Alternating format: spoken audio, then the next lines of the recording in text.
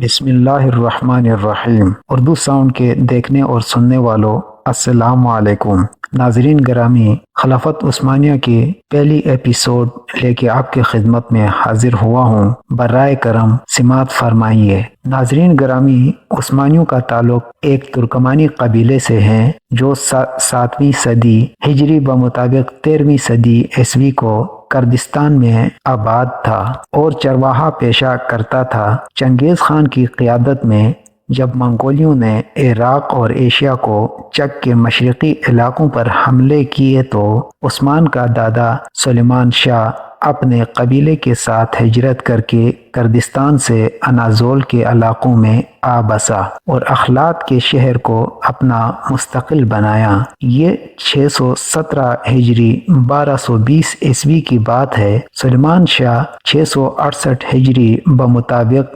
1230 عیسوی کو فوت ہوا اور اپنے صاحبزادے ارطغرل غازی کو اپنا جانشین مقرر کیا۔ ارطغرل غازی اناضول سے شمال مغرب کی طرف مسلسل بڑھتا رہا۔ اس کے ساتھ تقریباً 100 خاندان اور 400 سے زائد شاہ سوار تھے۔ عثمان کا والد ارطغرل غازی جب اپنے قبیلے کو لے کر منگولیوں کے خطرے سے بچنے کے لیے بھاگا تھا تو اس کی تعداد 400 خاندانوں سے زیادہ نہیں تھی۔ راستے میں ایک مقام پر اچانک شور و غوغا بلند ہوا۔ ارطغرل جب قریب پہنچا تو دیکھا کہ مسلمانوں اور نصرانیوں کے درمیان جنگ کا میدان گرم ہے اور بازنطینی عیسائی مسلمانوں کو پیچھے دھکیل رہے ہیں۔ ارطغرل کے پاس اس کے علاوہ اور کوئی چارہ نہیں تھا کہ وہ پوری شجاعت و بہادری کے ساتھ آگے بڑھے اور اپنے ہم مذہب و ہم عقیدہ بھائیوں کو اس مشکل سے نکالے۔ ارطغرل نے اس زور سے حملہ کیا کہ نصرانیوں کے پاؤں اکھڑ گئے اور اس کی پیش قدمی لشکر کی فتح کا سبب بن گئی۔ جب معرکہ ختم ہوا تو سلجوقی اسلامی لشکر کے سپہسالار نے ارطغرل غازی اور اس کے دستے کی بروقت پیش قدمی کی تحسین کی۔ انہیں رومی سرحدوں کے پڑوس میں اناضول کی مغربی سرحدوں میں ایک جاگیر عطا کی اور اس طرح انہیں موقع دیا کہ وہ رومی علاقوں کی طرف پیش قدمی جاری رکھتے ہوئے سلجوقی سلطنت کی توسیع کا موجب بنے۔ سلجوقیوں کو ارطغرل غازی اور اس کے قبیلے کی صورت میں ایک طاقتور حلیف مل گیا جس نے رومیوں کے خلاف جہاد میں ان کا پورا ساتھ دیا۔ ناظرین گرامی، اس ابھرتی ہوئی سلطنت اور روم کے درمیان ایک گہرا تعلق پیدا ہو گیا جس کا سبب رومی تھے جو ان کے مشترکہ دشمن تھے اور عقیدہ و مذہب میں دونوں کے مخالف تھے۔ ارطغرل غازی جب تک زندہ رہا محبت کا یہ تعلق باقی رہا، حتیٰ کہ جب 699 ہجری 1299 عیسوی میں اس کا وصال ہوا تو اس نے اپنے بیٹے عثمان کو اپنا نائب مقرر کیا اور عثمان راضی روم کی طرف پیش قدمی کر کے سلجوقی سلطنت کی توسیع کی سابقہ پالیسی پر قائم رہا۔ ناظرین گرامی، دولت عثمانیہ کا بانی عثمان 656 ہجری 1258 عیسوی ارطغرل کے ہاں ایک بیٹا ہوا۔ والدین نے اس کا نام عثمان رکھا۔ اسی عثمان کی طرف عثمانی سلطنت منسوب کی جاتی ہے۔ یہ اسی سال کی بات ہے جس سال ہلاکو خان کی قیادت میں منگولیوں نے عباسی خلافت کے دارالحکومت بغداد پر حملہ کیا۔ بڑے بڑے واقعات پیش آئے ہیں، مسلمانوں نے بڑی بڑی مصیبتیں دیکھی۔ ابن کثیر لکھتے ہیں وہ شہر کی طرف پلٹے، مرد، عورتیں، بچے، بوڑھے، جوان، ادھیڑ، عمر الغرض جو بھی ملا اسے قتل کر دیا۔ بہت سے لوگ غیر آباد کنووں، جنگلوں اور ویرانوں میں چھپ گئے اور ایک عرصہ تک غائب رہے۔ کئی لوگ دکانوں میں جمع ہوئے اور اپنے آپ پر دروازوں کو بند کر دیا۔ تاتاریوں نے دروازوں کو آگ لگا کر یا توڑ کر کھول لیا اور کشتوں کی پشتے لگا دیے۔ جو بچ گئے پہاڑی چوٹیوں کی طرف بھاگ نکلے۔ ان وحشیوں نے یوں خونریزی کی کہ خون گلیوں میں بارش کے پانی کی طرح بہتا تھا۔ کسی کی جان بخشی نہ ہوئی سوائے یہودیوں، نصرانیوں اور ان لوگوں کے جنہوں نے ان کی پناہ لی۔ یہ بہت بڑا واقعہ اور عظیم حادثہ تھا جس سے امت مسلمہ کو گزرنا پڑا، ایک ایسی امت جو اپنے گناہوں اور نافرمانیوں کی وجہ سے کمزور ہو گئی اور اس کی طاقت جاتی رہی تھی۔ تاتاریوں نے دل کھول کر خون ریزی کی، بے شمار انسانوں کو قتل کیا، مال و دولت کو لوٹا، گھروں کی اینٹ سے اینٹ بجا دی۔ ان مشکل حالات میں جبکہ امت مسلمہ تھک چکی تھی، دولت عثمانیہ کا مؤسس عثمان پیدا ہوا۔ یہاں پر ایک نہایت ہی لطیف نکتہ موجود ہے، اور وہ یہ کہ امت مسلمہ انتہا کو پہنچ چکی تھی، وہاں سے اسے دوبارہ عروج حاصل ہوئی اور وہ عزت و کامیابی کی انتہائی بلندیوں کی طرف پرکشاں ہونے کے لیے تیار ہو گئی۔ یہ حکمت خداوندی ہے اور جسے چاہتا ہے ویسے ہوتا ہے، اس کا حکم نافذ ہو کر رہتا ہے۔ ناظرین گرامی، جب ہم عثمان اول کی سیرت میں غور و فکر کرتے ہیں تو ایک فوجی سپہ سالار اور سیاسی شخصیت کی حیثیت سے بعض نہایت ہی اعلیٰ صفات کا ہمیں ان کی شخصیت میں نظر آتا ہے۔ ان اعلیٰ صفات میں سے اہم ترین درج ذیل ہیں۔ ناظرین کریم، جب بازنطینیوں نے بورسا اور مختلف قلعوں کو 700 ہجری 1301 میں دولت عثمانیہ کے مؤسس عثمان بن ارطغرل غازی سے جنگ کرنے کی غرض سے ایک صلیبی معاہدہ تشکیل دینے کی دعوت دی اور نصرانی امراء نے اس کی دعوت پر لبیک کہتے ہوئے اس نوزائید سلطنت کو ختم کرنے کے لیے ایکا کر لیا، تو عثمان اپنی فوجوں کو لے کر آگے بڑھا، خود جنگوں میں گھس گیا اور صلیبی فوجوں کو تتر بتر کر کے شجاعت و بہادری کا وہ مظاہرہ کیا کہ عثمانیوں کے نزدیک اس کی بہادری ضرب المثل بن گئی۔ ناظرین گرامی، عثمان صرف اپنی بہادری سے مشہور نہیں تھا بلکہ حکمت و دانائی میں بہت مشہور تھا۔ عثمان جب اپنی قوم کا رئیس عظیم مقرر ہوا تو اس نے بڑی دانائی کا مظاہرہ کیا اور سلطان علاء الدین کی نصرانیوں کے خلاف مدد کی، بہت سے ناقابل شکست شہروں اور مضبوط قلعوں کو فتح کرنے میں اس کے ساتھ رہا۔ اسی وجہ سے دولت سلاجقہ روم کے فرمان روا سلجوقی سلطنت علاء الدین نے اسے بڑی عزت دی، اسے اپنے نام کا سکہ ڈھالنے اور اپنے ماتحت علاقوں میں اپنے نام کا خطبہ پڑھنے کی اجازت دے دی۔ ناظرین گرامی، عثمان کے زیر نگران علاقوں کے قریب بسنے والے لوگوں کو جب اس بات کا علم ہوا کہ وہ دین اسلام کا ایک مخلص سپاہی ہے تو وہ اس کی مدد پر کمر بستہ ہو گئے اور ایک ایسی اسلامی سلطنت کی ستونوں کو مستحکم کرنے کے لیے اٹھ کھڑے ہوئے جو اسلام دشمن نصرانی سلطنت کے سامنے ناقابل عبور دیوار بن کر کھڑی ہو گئی۔ جب عثمان نے قلعوں اور شہروں کو فتح کرنا شروع کیا تو یہ صفت ان کی شخصیت میں بہت نمایاں ہو کر سامنے آئی۔ 707 ہجری میں اس نے یک کے بعد دیگرے آق حصار، قوج حصار کے قلعے فتح کیے۔ 712 ہجری میں کبو اور دیگر قلعوں کو فتح کیے۔ انہی فتوحات نے بروسا شہر کی فتح کو آسان بنا دیا۔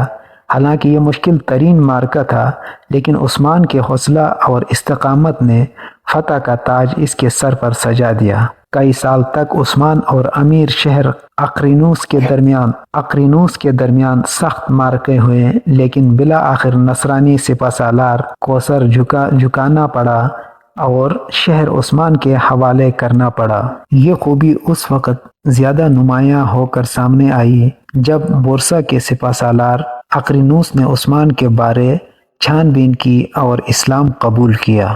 حتیٰ کہ عثمانیوں کے صفیں نو مسلم سپہ سالاروں سے بھر گئیں، بلکہ بہت سی اسلامی جماعتیں خدمت اسلام کے جذبہ سے سرشار سلطنت عثمانی کے جھنڈے کے نیچے جمع ہو گئے، جیسے جماعت غزہ یا روم یعنی رومی غازی۔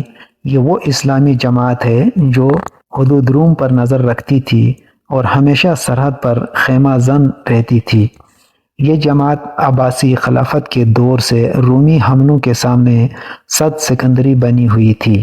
ہمیشہ سرحد پر رہنے کی بدولت رومیوں کے خلاف جہاد کے سلسلہ میں اس جماعت کو بڑے تجربات حاصل ہوئے اور کافروں کی اخلاقی کراوٹ نے ان کی اسلام سے وابستگی اور نظام اسلام پر یقین کو بہت پختہ کر دیا تھا۔ اسی طرح کی ایک اور جماعت جو مخیر حضرات کی تھی بڑی مشہور ہے، اس کا نام الاخیان یعنی الاخوان ہے۔ یہ جماعت مسلمانوں کی مالی مدد کرتی تھی، ان کی میزبانی کے فرائض سر انجام دیتی تھی اور غازیان اسلام کی خدمت کے لیے لشکروں کا ساتھ دیتی تھی۔ اس جماعت کے اکثر اراکین کا تعلق بڑے بڑے تاجروں سے تھا جنہوں نے اپنی دولت اسلامی خدمات کے لیے وقف کر رکھی تھی۔ سماجی کام مثلاً مساجد، خانقاہوں، دکانوں اور ہوٹلوں کی تعمیر سلطنت میں ان لوگوں کو بڑی قدر کی نگاہ سے دیکھا جاتا تھا۔ اس جماعت میں ممتاز علماء بھی شامل تھے جو اسلامی تہذیب کی ترویج کا فریضہ سر انجام دیتے تھے اور لوگوں کے دلوں میں تمسک بالدین کا جذبہ پیدا کرتے تھے۔ ایک جماعت حاجیوں پر مشتمل تھی، اس کا نام تھا حاجیات روم یعنی حاجیات ارض روم۔ اس جماعت کا کام اسلامی شعور کی بیداری، اسلامی علوم کی ترویج و اشاعت اور اسلامی قوانین میں گہری بصیرت پیدا کرنا تھا۔ ان کے علاوہ کئی دوسری جماعتیں بھی تھیں جن کا ہدف مسلمانوں کی بالعموم اور مجاہدین کی بالخصوص مدد کرنا تھا۔ ناظرین گرامی، اکثر ترکی مراجع جنہوں نے عثمانیوں کی تاریخ قلم بند کی ہے بیان کرتے ہیں کہ ارطغرل غازی نے اپنے بیٹے عثمان بانی دولت عثمانیہ کو قراجہ حصار میں قاضی مقرر کیا۔ یہ اس دور کی بات ہے جب 684 ہجری 1285 عیسوی میں اس شہر پر مسلمانوں کا قبضہ ہوا۔ عثمان نے ایک جھگڑے میں ایک مسلمان کے خلاف حکم سناتے ہوئے بازنطینی نصرانی کے حق میں فیصلہ کر دیا۔ بازنطینی کو اس سے بڑا تعجب ہوا اور اس نے عثمان سے پوچھا، آپ میرے حق میں فیصلہ کیسے دے سکتے ہیں جبکہ میں آپ کے دین پر نہیں ہوں؟ تو عثمان نے اسے جواب دیا، میں آپ کے حق میں فیصلہ کیسے نہ دوں جبکہ اللہ تعالیٰ جس کی ہم بندگی کرتے ہیں ہم سے فرماتا ہے، بے شک اللہ تعالیٰ حکم فرماتا ہے تمہیں کہ ان کے سپرد کرو امانتوں کو جو ان کے اہل ہیں، اور جب بھی فیصلہ کرو لوگوں کے درمیان تو فیصلہ کرو انصاف سے، بے شک اللہ تعالیٰ بہت ہی اچھی بات کی نصیحت کرتا ہے تمہیں، بے شک اللہ تعالیٰ سب کچھ سننے والا ہے، ہر چیز دیکھنے والا ہے۔ ناظرین گرامی، عثمان کے اس عدل و انصاف کی بدولت یہ شخص اور اس کی قوم کو ہدایت نصیب ہوئی اور وہ مسلمان ہو گئے۔ عثمان اول اپنی رعایا کے ساتھ اور ان علاقوں میں جو اس نے فتح کیے عدل و انصاف کو عام میں لایا اور اقوام کے ساتھ جو رستم و ظلم و زیادتی، جبر، دوسری کشی اور لوٹ گھسوٹ کا سلوک نہ کیا بلکہ ان کے ساتھ اس ربانی حکم کے مطابق سلوک کیا۔ وعدہ کی پاسداری کا انہیں بڑا خیال تھا، جو وعدہ کرتے پورا کرتے۔ قلعہ اولوباد کے بازنطینی امیر نے جب عثمانی سپاہ کے ہاتھ میں قلعہ کی چابیاں دی تو یہ شرط عائد کی کہ کوئی عثمانی مسلمان پل سے گزر کر قلعہ میں داخل نہیں ہوگا۔ عثمان نے اس کا پورا التزام کیا اور ان کے جانشینوں نے بھی اس عہد کو نبھایا۔ دولت عثمانیہ کے بانی عثمان بن ارطغرل غازی کی کارروائیاں اور فتوحات اقتصادی، عسکری یا کسی اور مصلحت کے لیے نہیں تھی بلکہ ان کی غرض کلمہ حق اور دین اسلام کی ترویج تھی۔ اسی لیے مورخ احمد رفیق اپنے انسائکلوپیڈیا التاریخ میں لکھتے ہیں کہ عثمان انتہائی درجے کا دیندار شخص تھا۔ وہ جانتا تھا کہ اسلام کی نشر و اشاعت ایک مقدس فریضہ ہے۔ وہ نہایت سنجیدہ اور وسیع سیاسی فکر و نظر کا مالک تھا۔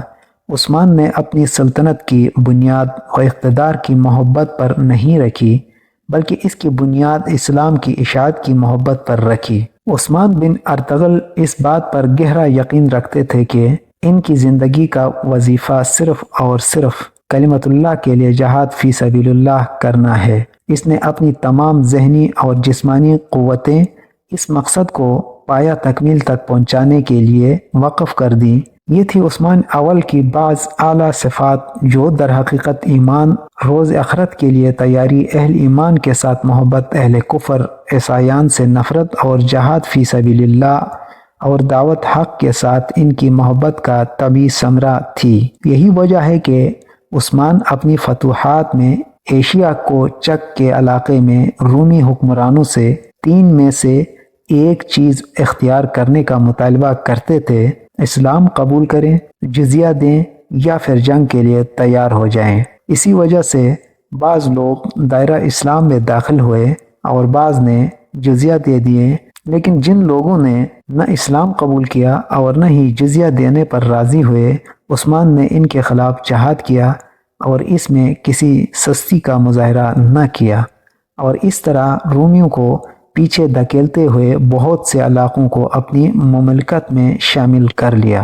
ایمان با اللہ اور خوف آخرت کی بدولت عثمان کی شخصیت میں بڑی سنجیدگی اور جذبہ تھی۔ اسی وجہ سے اس کی قوت اس کی عدالت پر، اس کا اقتدار اس کی رحمت پر، اس کا غنا اس کی تواضع پر غالب نہ آئے۔ وہ اللہ کی تائید و نصرت کا مستحق بن گیا۔ اللہ تعالیٰ نے اسے اقتدار اور غلبہ کے اسباب مہیا کیے۔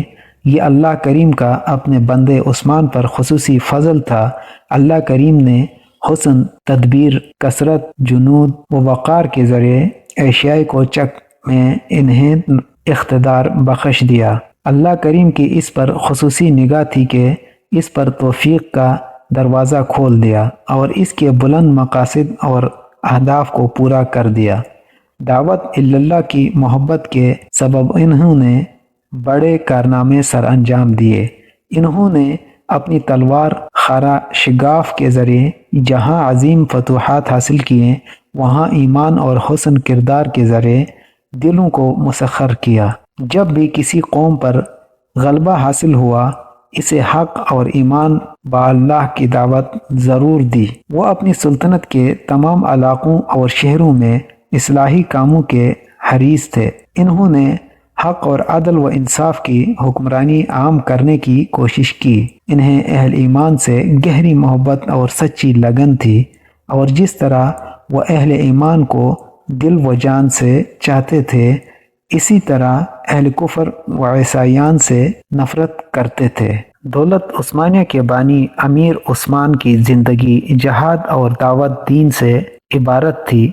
علماء اسلام امیر کو گھیرے رہتے تھے اور سلطنت میں شرعی احکام کی تنقید اور انتظامی امور کے منصوبہ بندی کی نگرانی کرتے رہتے تھے۔ عثمان کی اپنے بیٹے کے نام وصیت آج بھی تاریخ میں موجود ہے، جس کا ہم مطالعہ کر سکتے ہیں۔ اس سے تہذیبی اور شرعی طریقہ کار جس پر بعد میں عثمانی سلطنت قائم رہی کے بارے رہنمائی ملتی ہے۔ عثمان جب بستر مرگ پر تھا تو اس نے اپنے بیٹے کو وصیت کرتے ہوئے کہا تھا: اے بیٹے، کسی ایسے کام میں مصروف نہ ہونا جس کے کرنے کا پروردگار عالم نے حکم نہ دیا ہو۔ جب بھی امور سلطنت کی انجام دہی میں کوئی مشکل پیش آئے تو علماء دین سے مشورہ لینا اور ان سے امداد طلب کرنا۔ اے بیٹے، فرمانبردار لوگوں کو اعزاز سے نوازنا، فوجیوں پر انعام و اکرام کرنا، کہیں سپاہ اور دولت کی وجہ سے شیطان تمہیں دھوکہ میں ڈال نہ دے، اہل شریعت سے دور ہونے سے اعتراض کرنا۔ بیٹا، آپ جانتے ہیں کہ ہمارا مقصود رب العالمین کی رضا جوئی ہے، اور یہ کہ ہم جہاد کے ذریعے تمام آفاق میں اپنے دین کے نور کو عام کر دیں، لہٰذا وہی بات کرنا جس میں اللہ کریم کی خوشنودی ہو۔ بیٹے، ہم لوگ نہیں جو کشور کشائی اور لوگوں کو غلام بنانے کے لیے جنگ کرتے ہیں۔ ہم نے زندہ رہنا ہے تو اسلام کی خاطر اور مرنا ہے تو بھی اسلام کی خاطر، اور یہ ہے وہ چیز میرے بیٹے جس کا تو اہل ہے۔ ناظرین گرامی، آج تک اتنا ہی، ملتے ہیں نیکسٹ ایپیسوڈ میں، تب تک کے لیے اجازت دیجیے گا۔ اللہ نگہبان۔